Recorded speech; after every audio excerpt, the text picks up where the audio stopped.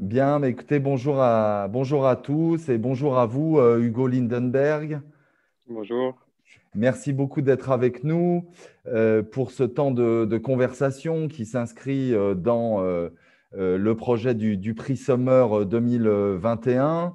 Je salue tout de suite évidemment les membres des comités de lecture et l'équipe des médiathèques de Corba et de Sainte-Foy-les-Lyons qui devaient vous accueillir, mon cher Hugo, hier soir et ce soir dans leur médiathèque. Le contexte nous interdit évidemment ces rencontres physiques, mais on a eu envie, et je vous remercie beaucoup d'avoir accepté cette rencontre virtuelle, de tout de même maintenir cette rencontre et de pouvoir vous entendre et d'enclencher finalement ce cycle de rencontres autour du prix Summer qui va, on l'espère, pouvoir se dérouler tout au long de l'année. Je salue également, bien sûr, les autres personnes qui sont présentes pour cette rencontre, tous les membres des comités de lecture et des médiathèques qui nous suivent toujours avec beaucoup d'enthousiasme et de passion. Et c'est vrai que c'est toujours un vrai plaisir pour nous de sentir aussi votre attente et votre présence autour de ces différents projets. Un petit mot du programme qui nous attend ce soir. On va procéder à un petit temps de conversation avec Hugo Lindenberg d'une demi-heure, trois quarts d'heure à peu près. Comme Aurélie vous l'a dit, vous avez la possibilité pendant cette rencontre et pendant cette discussion de poser des questions sur le chat de la conversation. On essaiera à l'issue de cette conversation d'une demi-heure, trois quarts d'heure, de prendre un peu vos questions, de les regrouper pour pouvoir se faire le porte-parole finalement de vos questions et de vos interrogations et de vos remarques sur le livre d'Hugo Lindenberg. Notre but n'était évidemment pas de vous bâillonner pendant cette conversation, mais on a pris cette option-là pour pouvoir avoir un temps vraiment de conversation et puis ensuite vous faire participer à tout cela. Voilà comment les choses vont se passer et voilà le menu de cette conversation où on va parler avec vous, mon cher Hugo, donc de ce livre qui s'intitule Un jour ce sera vide, publié chez Christian Bourgois, éditeur. C'est le premier roman de cette sélection. On aime bien chaque année sélectionner au moins un premier roman, parfois deux, parce qu'il nous semble que c'est aussi intéressant pour les lecteurs, pour les comités, de découvrir des nouvelles voix. Et c'est vrai que nous, c'est aussi ça qui nous intéresse, de découvrir des auteurs, de découvrir des livres, de découvrir des voix. Et c'est vrai qu'on a été extrêmement sensible à ce premier roman qui met en place une ambiance, une écriture, un rapport à la littérature qui est tout ce qu'on aime et qui en plus est un livre qui a procuré énormément d'émotions à l'équipe, au lecteur, livre d'une grande finesse, d'un grand raffinement et d'une grande qualité littéraire. Voilà, c'est dit, mon cher Hugo, je ne voulais pas vous flatter de trop, mais c'était important quand même de le dire. Je vais dire un tout petit mot d'introduction du livre, mais vraiment quelques mots pour les lecteurs qui n'auraient pas encore eu le loisir de découvrir votre roman. C'est un livre dans lequel vous mettez en scène un personnage qui est aussi le narrateur du livre, qui est un jeune garçon d'une dizaine d'années qui passe ses vacances en Normandie. On va revenir bien sûr sur les lieux de cette histoire. Et c'est un jeune homme qui vit dans une famille qui est marquée par une forme de silence. Je ne sais pas si on doit aller jusqu'à dire une forme de malédiction, mais on y reviendra peut-être pendant cette conversation. En tout cas, un jeune homme qui a du mal à accéder au bonheur d'une certaine manière et qui va rencontrer sur une plage un autre garçon qui s'appelle Baptiste, qui s'appelle d'abord l'enfant et dont on apprend ensuite qu'il s'appelle Baptiste, qui est un jeune homme qui vit dans une famille en apparence idéale. Et c'est autour de cette rencontre, finalement, que vous allez développer tout un tas de questions sur l'enfance, bien sûr, sur l'amitié, sur la manière dont, justement, des rencontres peuvent ramener aussi à ouvrir une possibilité du bonheur. Et puis, c'est aussi une réflexion, me semble-t-il, sur la normalité, sur la folie, sur la manière dont on s'inscrit dans la vie réelle et dans la vie matérielle. Et puis, c'est aussi une histoire de transmission, une histoire de transmission familiale, une histoire de transmission historique, et peut-être aussi une histoire de transmission coupée, finalement, puisque je parlais du silence. C'est quelque chose qui est très important dans le livre. Voilà quelques mots, évidemment, qui ne résument pas entièrement le livre, mais qui donnent quelques grands axes. Peut-être vous poser une question très simple pour commencer cette conversation. Je parle de l'enfance, il me semble que c'est évidemment au cœur du livre. et peut-être à plusieurs égards. D'abord, évidemment, puisqu'il s'agit de jeunes gens, de parler de ce moment finalement dans la vie où on est à des moments charnières, à des moments de métamorphose. C'est aussi, me semble-t-il, une possibilité pour vous de vous inscrire dans un regard porté sur le monde, je le disais, à hauteur d'enfant et qui donne peut-être un rapport à une forme de naïveté, lucidité qui est extrêmement importante dans le livre. Et puis, peut-être, mais ça c'est une question que je vous pose, un rapport à ses propres souvenirs d'enfance. On sait que finalement, l'enfance est aussi une matrice pour beaucoup d'écrivains. On dit de l'enfance que c'est un pays natal. Peut-être vous pouvez nous dire un mot de ce rapport à l'enfance dans ces différentes dimensions, mais peut-être aussi dans d'autres dimensions. Merci beaucoup pour l'invitation et bonsoir. Et oui, bah, vous parlez mieux que moi du livre. L'idée de l'enfance, et je crois que tout le monde a comme ça des motifs très forts, des scènes primitives. Et moi, j'ai procédé comme ça. J'avais envie de parler de l'enfance parce que dans la mienne, je me suis ennuyé de manière tellement spectaculaire que j'ai l'impression que la trame du temps s'est ouverte et qu'une partie de moi est restée comme ça, figée dans ce moment. Et même parfois, j'imaginais que toute la vie que je suis en train de vivre n'est qu'un moment que j'imagine depuis cet ennui de l'enfance. Et par exemple, j'ai pensé au moment de l'écriture à La Jetée de Chris Marker, qui commence par cette phrase où il dit « Ceci est l'histoire d'un homme marqué par un souvenir d'enfance ». Et c'est ce qui va lancer le récit de La Jetée, puisque c'est comme un pont qui permet à cet homme de retourner comme ça dans le passé. Et moi, j'avais cette idée de retourner dans le temps, effectivement, parce que j'avais ce souvenir qui me permettait d'y aller de manière très sensorielle et très forte, et que c'est un moment que je trouve passionnant, effectivement, comme dans la vie. Vous disiez un mélange de naïveté et de lucidité, et c'est aussi un moment où les frontières entre ce qui est soi et ce qui n'est pas soi ne sont pas encore très construites, tout est poreux. Et je trouvais ça très intéressant parce que ce qui m'intéressait, c'était de parler de l'identité, des identités, de comment on se construit en tant que personne au contact des autres, presque dans les chocs qui se produisent dans la rencontre avec les autres. Et je trouvais que ce moment où l'enveloppe mentale, l'enveloppe corporelle n'est pas encore très définie, était un moment particulièrement intéressant pour raconter le monde, la transmission, le silence et la naissance d'une personnalité. Hmm. Alors, peut-être un petit mot tout de suite, parce que vous parlez tout de suite de la manière dont l'enfance est en rapport avec des sensations. Et c'est vrai que dès le début du livre, l'enfant est à contre-jour. Il y a le rapport évidemment à la mer, au sable, à la lumière. Et c'est une des données du livre que de vous positionner à un endroit de sensation au monde. C'est vraiment quelque chose de très spécifique dans votre écriture. On comprend le rapport au monde de ces deux personnages, beaucoup par leurs sensations, par leur corps, par leur manière d'inscrire leur corps dans les paysages. Est-ce que peut-être vous pouvez nous dire un mot de cet aspect-là, de cette dimension-là, à la fois de l'écriture et de la manière dont vous racontez le rapport au monde de vos personnages? J'avais une grande méfiance envers la narration quand j'ai commencé à écrire le livre. J'avais très peur de raconter des choses, de vouloir dire ce que je voulais dire. Et c'était très important pour moi de trouver dans l'écriture quelque chose qui était vraiment au niveau des sensations, presque avant qu'elles aient été exprimées. Et c'est pour ça que, au début du livre, je cite un extrait de Tropisme de Nathalie Sarraute, parce que je trouve qu'elle a un génie de ça, spécialement dans Tropisme, d'utiliser l'écriture pour raconter quelque chose qui est avant les mots. Et ça, c'est assez spectaculaire.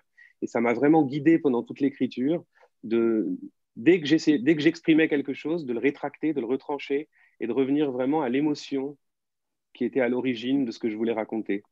Et je voulais vraiment que ce soit une écriture qui soit le moins narratif possible. Après, l'écriture, elle crée sa propre narration et je me suis laissé entraîner moi-même par le récit, par cette histoire. Et je me suis attaché au personnage et ça a créé un moteur comme ça de narratif. Mais l'idée au début, si j'avais pu écrire qu'une phrase, qui était la première phrase du livre, vraiment l'enfant à contre-jour et cette rencontre, j'en serais resté là. Peut-être revenir aussi sur ce que vous disiez tout à l'heure, sur la question de l'ennui et ce rapport à votre propre ennui dans l'enfance. C'est vrai que ce qui caractérise ce narrateur, c'est l'ennui, mais c'est l'ennui qui est lié à la solitude. Et finalement, c'est à la fois un livre qui parle de la solitude et qui parle de la manière dont la solitude est rompue d'une certaine manière et de la façon dont on peut, à un moment donné, sortir de son carcan de la solitude. Est-ce que vous pouvez nous dire un mot aussi de cela? Parce qu'il me semble que c'est une des dynamiques du livre, dans l'endroit où il se situe, lui, dans sa famille, l'ennui, la solitude, on reviendra sans doute au silence, et puis quelque chose qui est une forme d'ouverture au monde, ou en tout cas de sortie d'une forme de carcan qui est le sien. Oui, c'est un enfant. Pour qu'un enfant se développe, il faut un dialogue, il faut une sorte de soin, mais qui passe par la parole, qui est vraiment de l'ordre de la transmission. Et lui, il est dans une famille qui est polytraumatisée par l'histoire, par des tragédies qui sont arrivées à sa famille. Sa grand-mère est une rescapée de la Shoah, ses parents, il est orphelin. Et autour de ces drames s'est installé un immense silence. Et du coup, ce silence fait qu'il n'a même pas les mots pour désigner ce qui l'entoure. Au début du livre, c'est un enfant qui vit en dehors des mots. Et donc, il est comme une île un peu. Il est vraiment isolé. Il y a quelque chose de totalement insulaire dans sa manière d'être au monde. Et c'est pour ça que j'ai choisi la plage comme scène de l'histoire, parce que c'est un endroit dans lequel les familles se donnent à voir en public, dans leur intimité. Et c'est par cette arrivée sur la plage que tout à coup, il peut commencer à comprendre le monde, et grâce à sa rencontre avec un autre garçon de son âge, qui va nommer pour lui des choses, que tout à coup, le monde va devenir réel. Cet autre garçon, justement, Baptiste, est-ce que vous diriez qu'il est une forme d'altérité totale, finalement, du héros? Est-ce que vous l'envisageriez comme ça? On pourrait décliner, finalement, un certain nombre de données et on va le faire. Vous diriez que c'est une forme d'altérité totale, de rencontre d'une altérité complète? Ah oui, oui, c'est un miroir inversé au point. Donc, il fait cette rencontre sur la plage d'un autre petit garçon avec qui il va se lier d'amitié, qui va lui ouvrir les portes des familles normales. Mais au fond, parfois en écrivant, je me demandais est-ce qu'il existe cet autre petit enfant ou est-ce que c'est juste tout ce que le narrateur n'est pas, une possibilité d'être que s'il avait été dans une autre famille, si sa mère n'était pas morte, si les gens lui avaient parlé, s'il avait été blond au lieu d'être brun, catholique au lieu d'être juif. Et c'est vraiment, oui, en se confrontant à cette figure idéalisée de petit garçon, de ce qu'il n'est pas, qui va à la fois pouvoir s'accepter et vivre pour lui-même. Mais d'abord, il a besoin d'être fasciné par cette figure. Oui, ce qui est intéressant, c'est que ce personnage, il est un personnage, je le disais, qui est l'altérité pure, c'est-à-dire que là où finalement tout est compliqué pour le narrateur, tout paraît simple pour ce personnage de Baptiste. La question notamment du rapport au fait d'être un garçon, peut-être même des questions sur la masculinité, sur la virilité, qui sont des questions que le narrateur se pose et que lui semble avoir d'une manière presque naturelle, j'ai envie de dire. Il y a aussi finalement quelque chose qui est de l'ordre de la robustesse, du corps, de la manière d'inscrire son corps, versus une forme de fragilité, de vulnérabilité.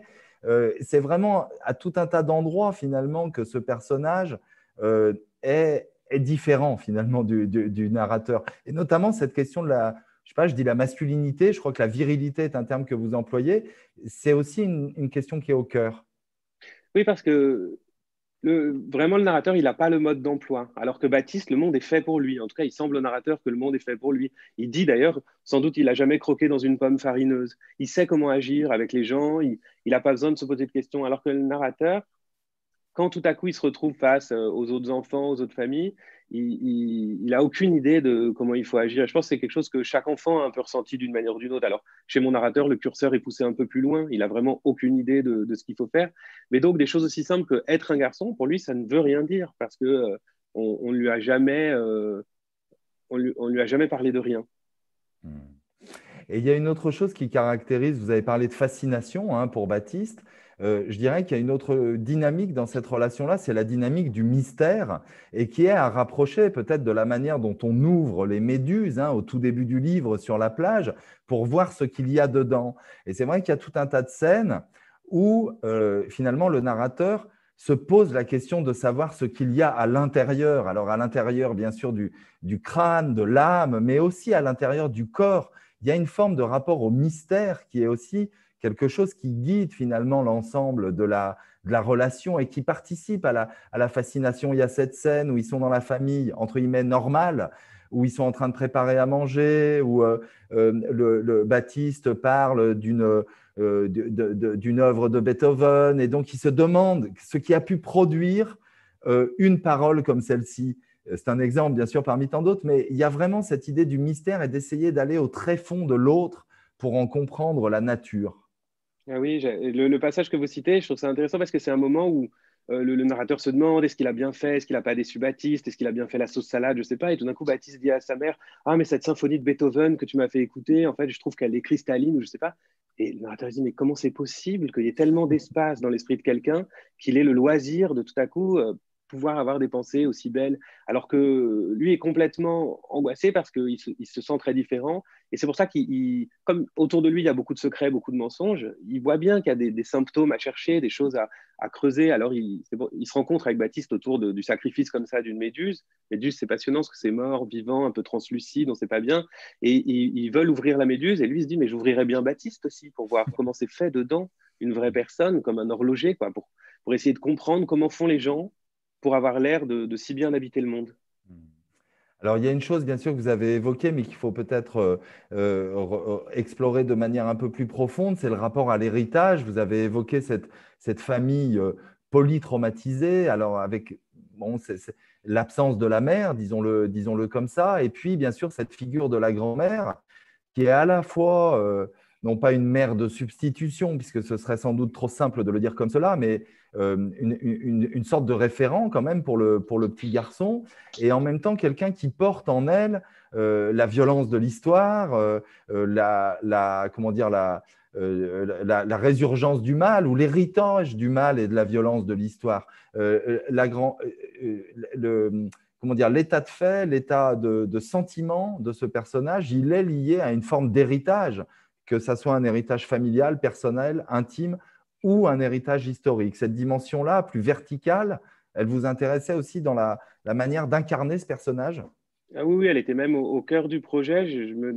J'étais vraiment intéressé par l'idée de raconter cette troisième génération de rescapés de la Shoah, c'est-à-dire euh, moi, je suis d'une famille de gens qui sont des survivants de la Shoah, mais mes grands-parents ont survécu.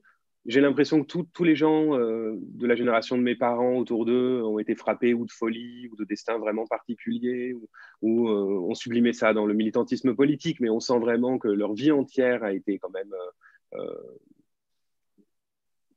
façonné par cet événement aussi. Et je me disais, mais et nous, notre génération à nous, comment est-ce qu'on a vécu de naître dans des familles qui, pour nous protéger peut-être, ou parce qu'elles n'étaient pas capables de faire autrement, cultivaient le silence et le mensonge. Et je pense que c'est un vrai poison.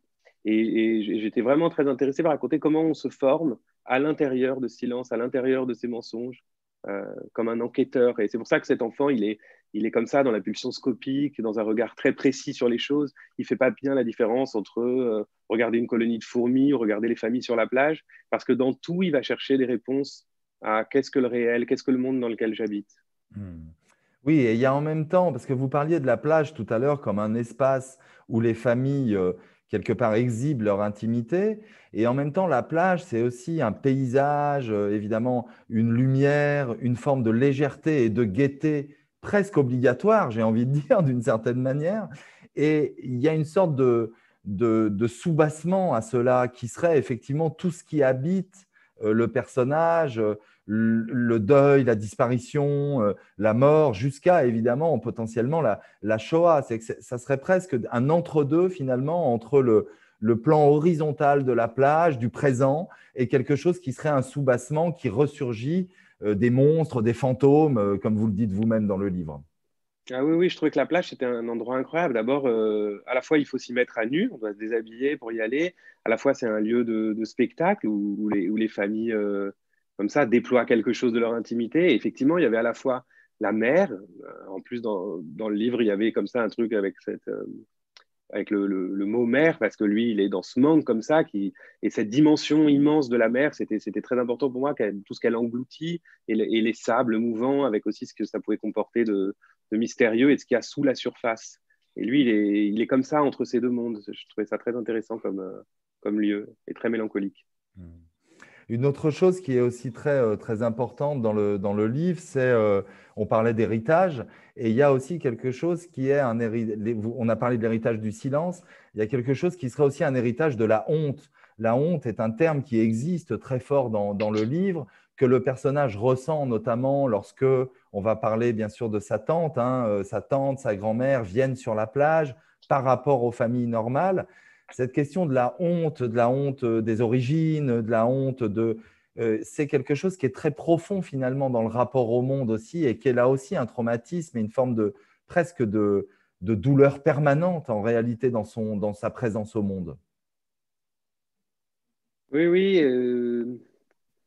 Je trouve que c'est un sentiment fabuleux, la honte, dans tout ce qu'il est capable de produire de nocif et vraiment, c'est le résultat du silence et des mensonges.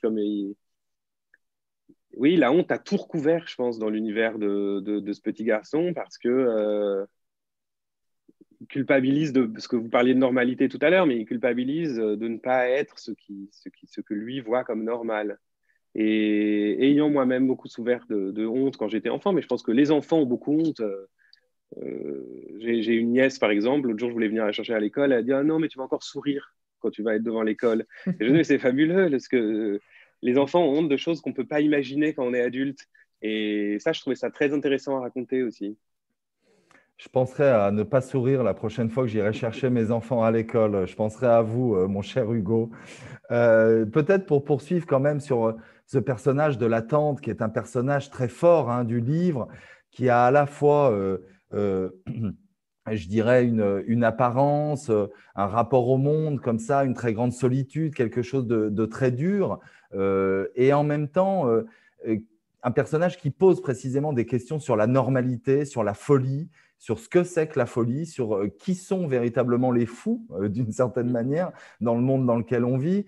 Et on a presque l'impression que c'est une manière de regarder aussi ce personnage avec tendresse, en lui enlevant finalement les oripeaux de la vieille tante folle, je mets des guillemets vraiment autour de ça, mais qui est presque une sorte d'archétype finalement, et qui empêche sans doute d'aller voir les souffrances, les douleurs qui se cachent derrière des manifestations de cet ordre-là. Est-ce que vous diriez les choses comme ça? Oui, oui, tout à fait. D'ailleurs, c'est le seul personnage qui a existé. Et d'ailleurs, à qui je dédie le livre, j'avais une tante folle, schizophrène, euh, mais aussi rendue encore plus folle par la honte, le silence autour de sa maladie qui s'est installé dans la famille. Et je pense que dans presque toutes les familles, il y a une tante folle ou un de ses avatars. Et effectivement, enfant, je l'ai haï. Je l'ai haï parce qu'on m'a fait la haïr, qu'on m'a fait la haïr avec la honte qu'on mettait autour de sa maladie et le silence. Et l'idée dans le livre, il y avait aussi tout en racontant la haine que cet enfant peut éprouver pour sa tante, en faire un immense message d'amour. Et je pense que dans le livre, jamais il ne dit quelque chose de positif sur cette tante, mais on voit qu'il aime. Et pourquoi il l'aime au fond, même s'il n'est pas capable de se rendre compte? Parce qu'effectivement, c'est la seule qui exprime quelque chose à travers la folie et qui, effectivement, je la voyais pendant l'écriture comme un golem. C'est-à-dire, elle est faite de la boue, de tout ce silence et de toute cette honte et de tous ces mensonges ramassés par la famille. Et tout d'un coup, elle vient exprimer ce que personne ne peut exprimer. Elle est comme, oui, chez elle, la silenciation n'a pas fonctionné ou quelque chose a déraillé. Et finalement, c'est un espoir pour cet enfant parce que c'est la seule qui met des mots sur les choses et qui incarne quelque chose même avec son corps. Alors c'est un corps qui déborde, c'est un corps qui n'est pas beau et tout ça, mais au moins il y a du vivant autour d'elle. Et donc il est complètement fasciné avec ce que la fascination comprend d'attirance et de répulsion à la fois, mais il sent que c'est autour d'elle et avec elle qu'il va trouver des réponses. Oui, c'est là aussi où naît un semblant de parole qui fait écho d'une certaine manière à la parole que pourra reprendre le narrateur grâce à Baptiste. Hum, hum. Hmm. Tout à fait, oui. Je vous en prie, allez-y. Non, oui, non, je trouve que les deux pôles marchent bien parce que d'un côté, il a ce repoussoir, cette tante qui effectivement va susciter des émotions très fortes chez lui, des émotions qui vont pouvoir s'apaiser dans un dialogue avec Baptiste. Parce que Baptiste va pouvoir reconnaître d'un œil extérieur, dire par exemple: ah, mais ta tante, elle a l'air folle. Et finalement, c'est pas grave du tout parce qu'il le fait avec une bienveillance et une douceur que le narrateur ne pouvait pas soupçonner. Hmm. Et Il l'accueille. peut-être encore une petite chose, parce que On a beaucoup parlé de la grand-mère, de la tante. On pourrait dire un mot, bien sûr, de la mère de Baptiste, qui est cette sorte de figure comme ça, idyllique, hein, aux yeux du narrateur. Mais peut-être peut-on dire un mot aussi des pères ou de l'absence des pères. Le père de Baptiste est présent, mais c'est vrai qu'il y a quelque chose qui se joue aussi dans ce rapport à, je dirais, à la génération d'avant, auprès des femmes en particulier, et la façon dont les pères sont soit absents, soit brutaux d'une certaine manière, ou en tout cas à un endroit de rapport au fils qui est relativement conflictuel ou absent. Est-ce que ça, c'est une donnée du livre, presque un hors-champ qui vous intéressait aussi de mettre en jeu dans le roman? Disons que j'ai pas une très bonne expérience avec les pères de manière générale. Je veux dire, j'ai pas l'impression que la figure du père soit une figure très aisée à incarner. Et je voulais les mettre à distance dans le livre parce que le narrateur, il est élevé par des femmes et j'avais envie qu'il y ait comme ça toutes ces figures maternelles autour de lui. Et c'est vrai que je peux pas dire que j'ai décidé, comme beaucoup de choses d'ailleurs dans le roman que j'ai pas décidé, mais il s'est trouvé que oui, j'avais pas envie de m'intéresser au père. Hmm. Encore une ou deux petites questions, puis je vois qu'Aurélie me passe quelques questions venant des comités de lecture, donc je vais dans la foulée aussi vous poser ces questions. Vous avez parlé tout à l'heure de tropisme, de Sarraute, hein, qui ouvre le livre. Il y a cette idée aussi des instantanés, finalement, dans le livre de Sarraute. Je ne sais pas si on doit utiliser ce terme-là, mais c'est quelque chose que vous reproduisez aussi dans le livre, des courts chapitres, des sous-parties presque, avec à chaque fois alors je dis des instantanés, je ne sais pas si le terme est bien choisi, mais en tout cas des scènes, des tableaux presque, Des tableaux, effectivement, hein. pour moi, c'est des Et tableaux, effectivement. voilà, peut-être nous parler de cela, de ce choix-là, de la manière dont il résonne peut-être avec Sarraute, et aussi comment est-ce qu'il vous permet de créer des interstices, de créer des trous, des trappes finalement, puisque il y a aussi ce jeu finalement presque pointilliste sur la réalité qui est décrite.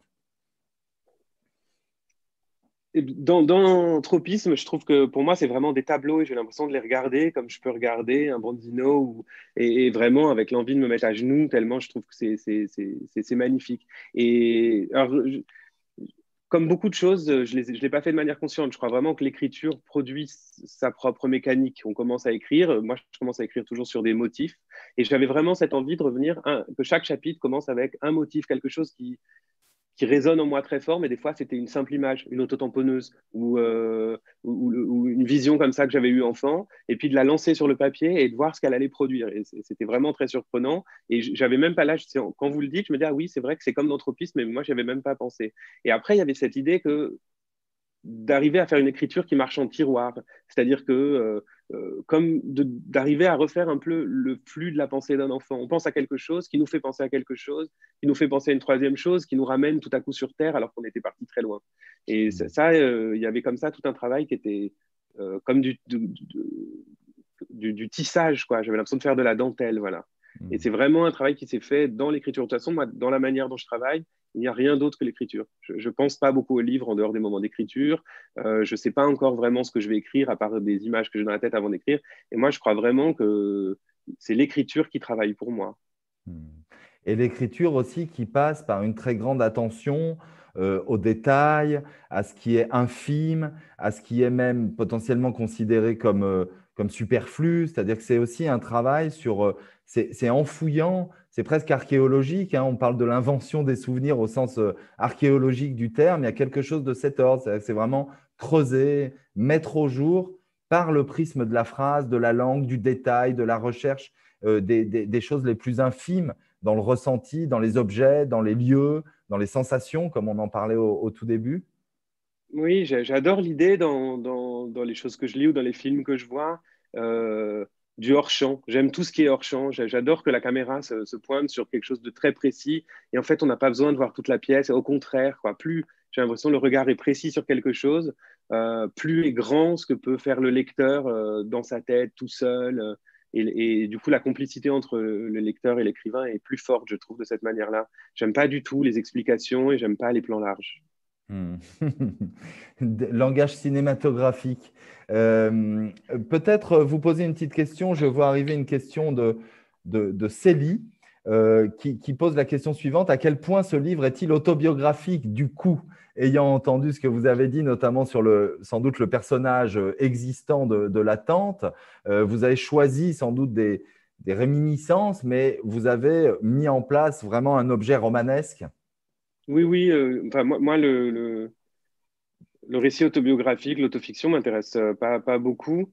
Et je pense qu'on écrit avec soi. Et moi, je crois vraiment à ce que je disais tout à l'heure sur les motifs, qu'on est tous obsédés par des choses comme ça, des scènes primitives très fortes, et que c'est vraiment un moteur, quoi qu'on fasse dans la vie, qu'on écrive, qu'on chante, comment. Et donc, j'ai travaillé à partir de ça. Par contre, après, c'est un roman. C'est-à-dire que pour moi, c'était très important de créer, de travailler sur l'écriture, sur comment on fabrique une narration et comment on mène un propos en ayant l'air de ne pas le mener du tout.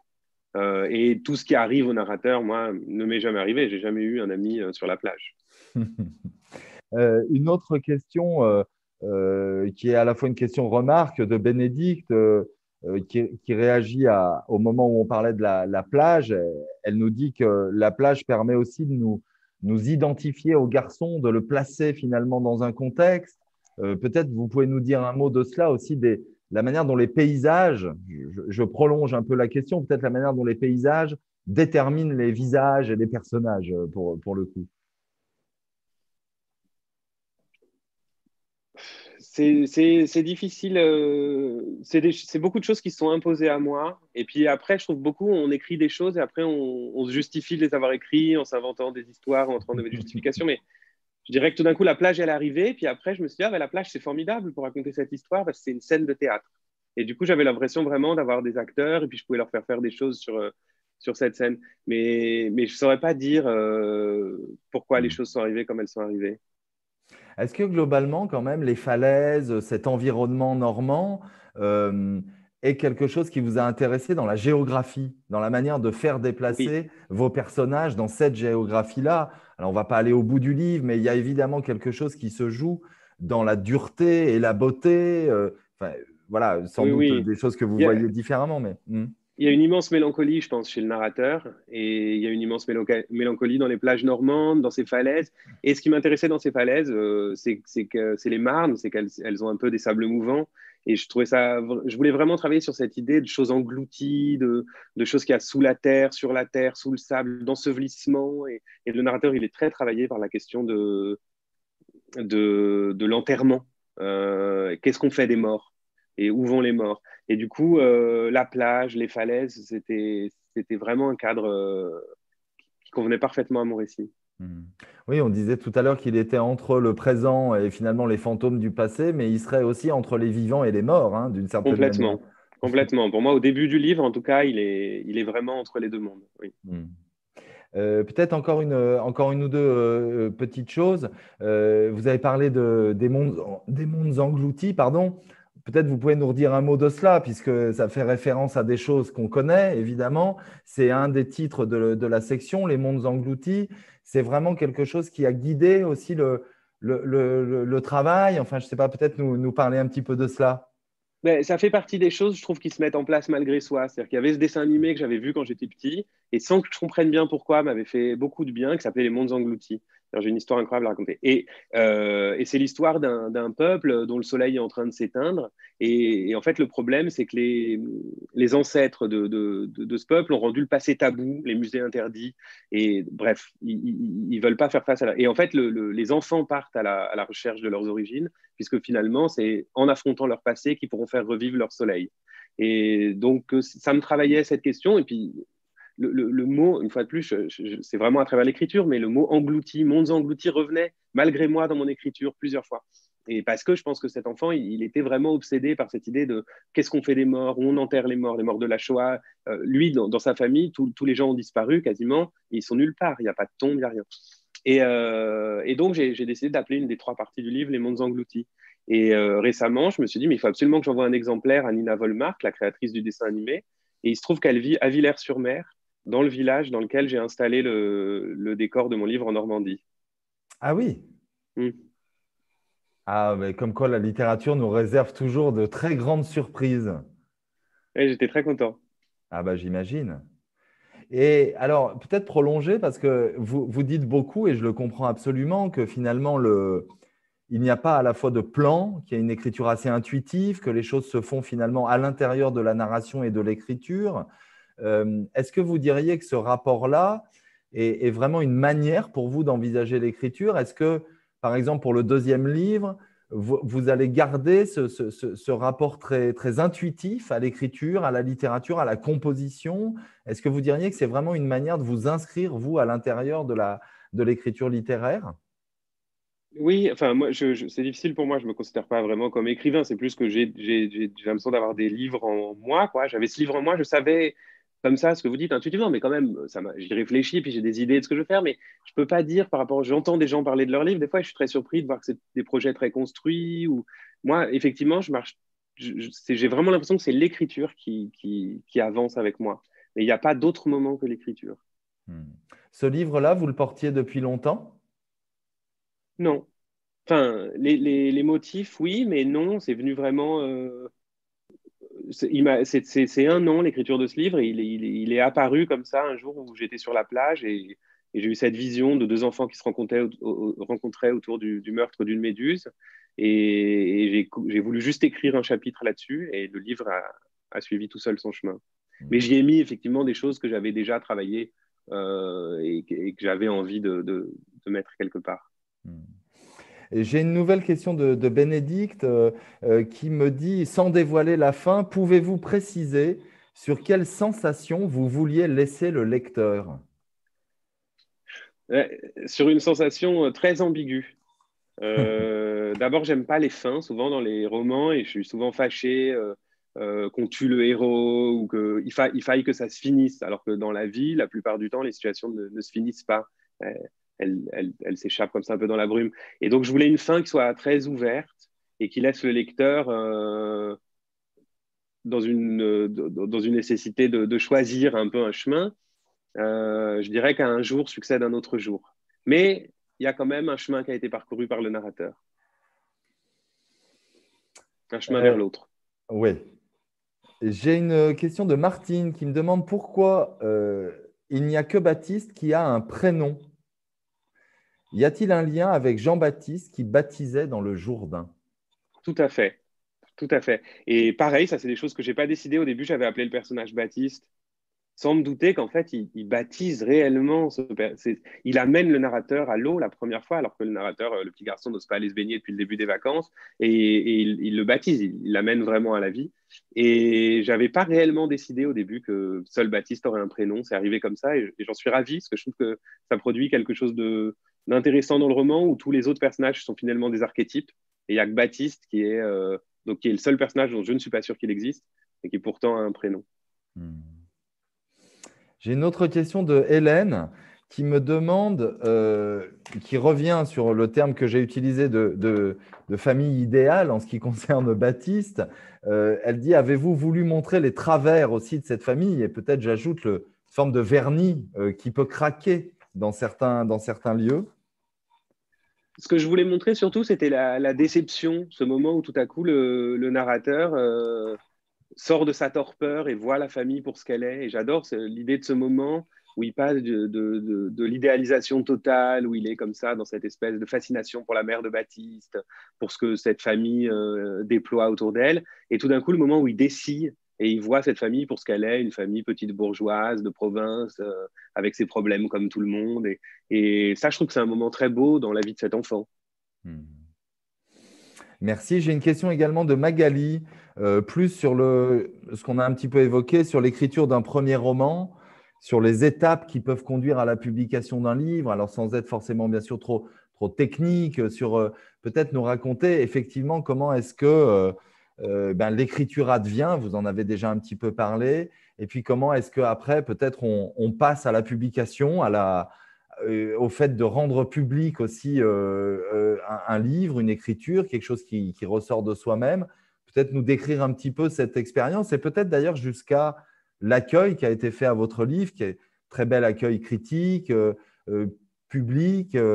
je pense, des lecteurs touchés. Enfin voilà, peut-être nous dire un petit mot de cette expérience-là, parce que c'est aussi intéressant de le comprendre et de l'explorer de cette manière-là. C'est vrai que c'est un voyage. Moi, je suis un vieux primo-romancier parce que j'ai 40 ans, enfin 41 ans. Même. Et j'avais beaucoup écrit dans ma vie, j'ai toujours écrit, j'ai toujours aimé écrire, mais j'avais jamais eu l'idée de publier, ça m'intéressait pas, j'y pensais pas. Et dès la première ligne de ce texte-là, j'ai su que je voulais l'écrire pour qu'il soit publié. Et donc, il y a un peu une folie, tout d'un coup, consacrer autant de temps. C'est un moment où je me suis vraiment consacré uniquement à l'écriture pendant un an. Et on se dit, mais je suis à moitié fou parce qu'en fait, personne n'attend ce texte. Peut-être personne n'en voudra. Alors, on vit mille vies dans sa tête pendant qu'on écrit. Et puis, une fois qu'il a été fini, je l'ai envoyé à des maisons d'édition en me disant, de toute façon, où ça marche, où ça marche pas. Enfin, il faut qu'il y ait une rencontre, quoi, à un moment. Et il y a eu une rencontre avec des éditeurs, et puis spécialement avec la maison Christian Bourgois. Et après, c'est fou parce qu'on a passé tellement de temps à imaginer et on a besoin en plus du lecteur pendant qu'on écrit. C'est-à-dire, on est tout le temps face au lecteur, je trouve, d'un lecteur fantasmé, des lecteurs fantasmés, mais on écrit quand même pour un lecteur, on écrit pour soi aussi ou pour raconter des choses, mais il y a quand même un dialogue qui s'installe. Et puis, quand ce dialogue devient réel, c'est une toute autre histoire. Et c'est à la fois très touchant, mais le tout début de la sortie du livre était un moment un peu difficile. Et j'imaginais tout le temps, je me disais, des fois, j'ai des amis qui me disent, mais en fait, la naissance de mon premier enfant, tout le monde me disait, mais tu dois être incroyablement heureuse. Non, je n'étais pas très heureuse au début, puis c'est quelque chose qu'on ne peut pas dire. Et moi, j'ai eu un moment comme ça, un peu flottant à la sortie du roman, où il y avait quand même un arrachement. Et quand les gens m'en parlaient, c'était difficile. Et maintenant, je suis très heureuse. Peut-être encore une question qui a été posée, puis ensuite je donnerai la parole puisque on va essayer techniquement de donner vraiment la parole à quelqu'un qui souhaitait vous poser une question en direct, si vous le voulez bien. J'avais encore une question liée à l'éventuelle influence dans l'écriture de Virginia Woolf et peut-être des vagues ou autres. C'est incroyable. Voilà. J'ignorais l'existence des vagues jusqu'à hier. Et D'accord. hier, un ami m'a dit, il faut absolument que tu lises les vagues, ça va vraiment beaucoup t'intéresser. Alors, je ne connais pas du tout Virginia Woolf, malheureusement. Mais la question n'était pas effectivement infondée. Mm. Ben, je vais donner donc la parole à Pascal qui doit nous rejoindre pour une petite question en direct auprès de vous, Hugo.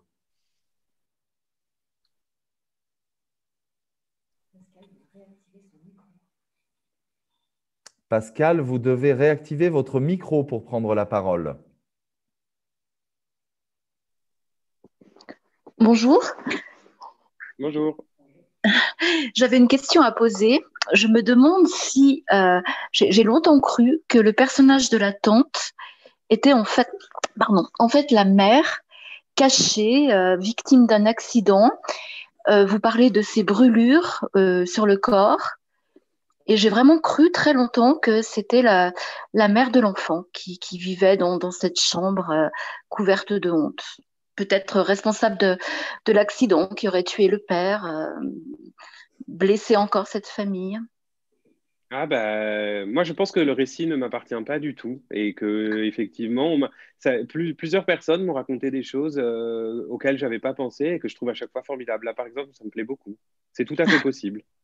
D'accord, merci. Comme je dis, moi, il y a beaucoup de choses dans le livre qui m'ont échappé, qui appartiennent vraiment autant au lecteur qu'à moi. Moi, je pense pas du tout détenir de vérité sur l'histoire, mais j'aime beaucoup cette idée. Parce que j'avais trouvé plein d'allusions d'objets, les objets figés dans le ciment de la jeunesse, l'art de la nuisance invisible, les mini-punitions. Donc j'avais l'impression que vous alliez déceler un grand secret, mais donc c'est à nous de le trouver. Oui, je pense qu'il y a des grands secrets et que c'est à nous de les trouver, effectivement. On découvre la judaïté du petit garçon par son père, par hasard presque. Oui, parce que lui-même découvre finalement les choses à partir du moment où les autres lui disent. Lui, il n'a aucune idée de ce qu'il est. Et je trouvais ça très intéressant. Et je trouve que c'est souvent le cas dans la vie, qu'on comprend ce qu'on est quand les autres vous le disent. On se voit en fait et on se découvre à travers le regard des autres. Voilà. Et puis vous avez des phrases magnifiques, je trouve. J'ai noté plein de choses. Il était attendez voir, à 75 pas, à 75 enjambées de la vie. Je trouve que vous avez des phrases géniales. C'est très gentil, merci. Voilà, c'est une grande émotion, ce premier roman que j'ai lu du prix Sommer. Merci beaucoup. Merci Pascal pour votre intervention et ces questions si pointues de lectrices. Vous voyez que vous avez des lecteurs qui sont des lecteurs précis et référencés et c'est toujours intéressant d'avoir leur retour. Peut-être une petite chose encore, j'ai l'impression qu'on a fait à peu près le tour là, des questions. Hein. Je me tourne vers Aurélie, mais je pense que c'est déjà un temps. Peut-être nous dire un petit mot aussi de la manière dont vous avez choisi dans la suite de ce que dit Pascal, de ne pas en savoir plus quelque part que votre héros narrateur, vous en tant qu'auteur, et de jouer aussi finalement l'écriture dans une découverte de ce qui se produit. C'est un pacte de lecture, enfin un positionnement narratif qui est évidemment très fort et très important dans le livre, même si encore une fois, c'est des choses qui sont peut-être arrivées au fil de l'écriture. C'est en tout cas un ressort qui fait voir le monde, je disais à hauteur d'enfant, mais sans avoir de jugement, de regard surplombant sur ce qui est décrit. Non, ça, je dirais que ça a été le plus compliqué à mettre en place parce que justement, ça, c'était vraiment une volonté que j'avais. Toujours avec cette idée que j'aime le hors-champ. Je n'aime pas du tout quand on m'explique les choses et j'aime les choses qui restent un peu mystérieuses et flottantes. Et puis, je voulais pas que. Il n'y a pas une vérité. Moi, par exemple, je considère pas, en tant qu'écrivain, par exemple, que j'ai quelque chose à dire. J'ai des sensations que j'avais envie de transmettre ou des choses que j'avais envie de faire passer, mais j'avais pas envie de les dire de manière verticale. J'avais envie que chacun puisse les découvrir au parcours de la lecture comme il le souhaitait. Et c'est pas une blague quand je dis que je pense que je détiens pas la vérité sur le récit, c'est que je pense que moi j'ai voulu raconter qu'est-ce que c'est que de se construire dans le silence quand on n'a pas les mots, quand on voit pas les choses. Si je l'avais fait sans laisser une part de mystère ou sans mettre ces œillères qui permettaient de jamais regarder autour, pas d'être dans une focale vraiment très courte, il y aurait eu un hiatus entre ce que je voulais faire et ce que je faisais. Est-ce que vous pouvez peut-être pour conclure, je sais que les écrivains sont toujours très, comment dire, très superstitieux quant au travail en cours. On a parlé un tout petit peu avant la rencontre. Vous disiez que vous aviez déjà enchaîné sur un livre. Peut-être quand même nous dire un tout petit mot voilà, de la façon dont vous continuez. Est-ce que les démarches littéraires sont les mêmes? Est-ce que les motifs seront aussi des motifs sur lesquels vous avez envie de revenir? Est-ce que vous avez peut-être un sentiment de la volonté de regarder les mêmes motifs, mais d'un autre point de vue? Comment est-ce que vous envisagez l'articulation avec l'écriture d'un deuxième livre, même si pour l'instant on est bien sur celui-ci, hein. Oui, c'est vrai que chez les écrivains que j'aime ou les réalisateurs que j'aime, c'est des gens qui n'hésitent pas à creuser leurs obsessions au risque de la répétition, en tout cas de la variation sur les mêmes motifs. Et mon prochain livre, il traite quand même, enfin, il utilise les mêmes motifs, il traite de l'identité à un autre moment de la vie, mais il est aussi question de moments de transformation, comment on est obligé d'abandonner un état pour aller à un autre état, ce qu'on y gagne, mais aussi ce qu'on doit y laisser. Et toujours hanté par cette idée des qu'est-ce qu'on fait de nos morts. La littérature et le cinéma sont des endroits qui vous nourrissent. Le cinéma aussi, vous avez parlé de la jetée. Ouais, Oui, on parle oui. de focale, d'endroit, de distance. Peut-être vous pouvez. Pardon, c'est une question de plus, hein, mais ça m'intéresse quand même d'entendre ça parce que c'est des allusions, des choses que vous avez dites aussi au fil de la Oui, conversation. oui. Moi, enfin, ce qui m'intéresse, j'ai l'impression, enfin, en tout cas, ce dont j'ai besoin pour vivre, c'est la fiction. Et elle peut prendre plusieurs formes. J'aime beaucoup la littérature, mais j'ai un attachement vraiment fort au cinéma et je pense qu'il y a des livres qui ont présidé à l'écriture de ce roman, mais il y a des films aussi vraiment et des réalisateurs. Et je pense que, par exemple, je pense à Au revoir les enfants, Louis Malle ou Baiser volé de Truffaut, qui ont été des films vraiment auxquels j'ai beaucoup songé pendant que j'écrivais. Mhm. Bien, bah écoutez, Hugo, je crois qu'on a fait à peu près le tour des questions et je vous remercie beaucoup d'avoir participé à cette rencontre. Je regarde Aurélie qui me dit qu'il y a peut-être encore une question ou une volonté de dialoguer sur sur le...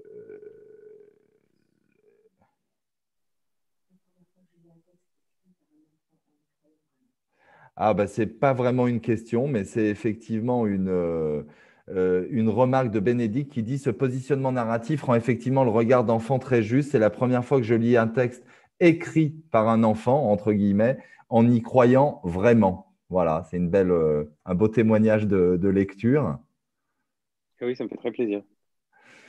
Bon, mais écoutez, je vais vous remercier. Je vais vous signaler et remercier l'ensemble des personnes qui ont été présentes ce soir, puisque d'après ce que me dit Aurélie, vous étiez 125 à nous écouter ce soir pour cette rencontre. Donc, c'est vrai qu'on est content de voir que malgré, je dirais, l'impossibilité de se réunir véritablement, l'enthousiasme et la volonté d'entendre les écrivains parler de leurs livres, et puis, je crois, à travers les questions et les interventions qu'on a eues, le plaisir et l'émotion qui a été celle des lecteurs. Et c'est ça qui nous a plu, à la fois la qualité de votre écriture, la singularité de l'univers et l'émotion qui se dégageait de ce livre. Donc, voilà, je vais commencer par remercier infiniment tous les lecteurs qui se sont prêtés à ce petit jeu, qui ont participé à cette rencontre. Et puis, bien sûr, vous, Hugo, vous dire un grand merci, parce que c'est un plaisir de vous rencontrer, de parler de votre livre.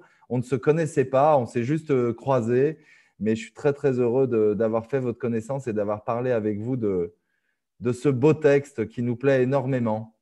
Ah bah, merci beaucoup à vous. Ça me fait plaisir, surtout en ces temps de confinement, de pouvoir un peu parler avec des gens du livre. C'est vraiment une grande joie.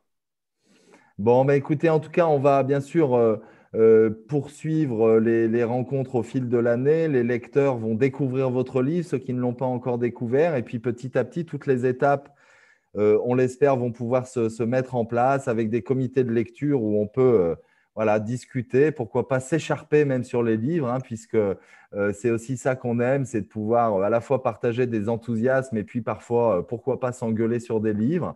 Et puis, ben, il y aura des comités, le vote, et puis je l'espère qu'on pourra se retrouver à la fête du livre de Bron début mars pour un grand moment, pour le coup, de rencontres, de discussions et on l'espère, de chaleur humaine, qu'on puisse être les uns avec les autres. Voilà, un immense merci à vous, en tout cas, mon cher Merci Hugo. beaucoup. Merci. Merci Très bonne beaucoup soirée. et merci à tous. Bonne soirée. Au revoir. Au revoir.